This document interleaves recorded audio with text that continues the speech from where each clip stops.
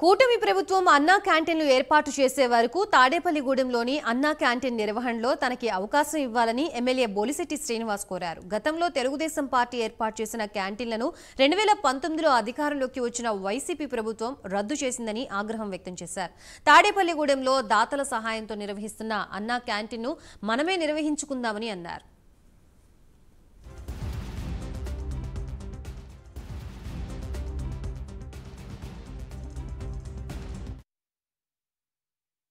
నుంచి 19 వరకు చంద్రబాబు నాయుడు గారి మానస పుత్రిక.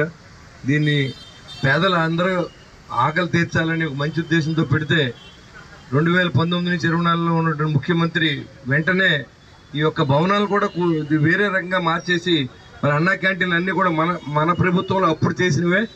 ఈరోజు మరి 89 వారాలుగా నా మిత్రుడు వలవల మల్లికార్జునరావు ఈ కార్యక్రమం చేపట్టి దీనికి కొంతమంది సహకరించినప్పుడు కూడా మేజర్ పాత్ర తను తీసుకుని మరి అన్న కార్యక్రమానికి ఇది యొక్క అన్నదానాన్ని చేపట్టినందుకు మరి నేను అభినందన తెలియజేసుకుంటూ, మనం వచ్చి వెళ్ళిపోవడం కంటే కూడా నెక్స్ట్ వీక్ ఈ అన్నదాన కార్యక్రమాన్ని నాకు అవకాశం ఇవ్వాల్సిందిగా నేను కోరుకుంటూ, దానికి నెక్స్ట్ వీకే కాదు రాబోయే రోజుల్లో ప్రభుత్వం పెట్టేంత వరకు కూడా మీరు చేసే ప్రతి కార్యక్రమంలో కూడా మన భాగస్వాములు ప్రభుత్వంలోనే కాదు సేవలో కూడా మేమందరూ కూడా భాగస్వాములమే.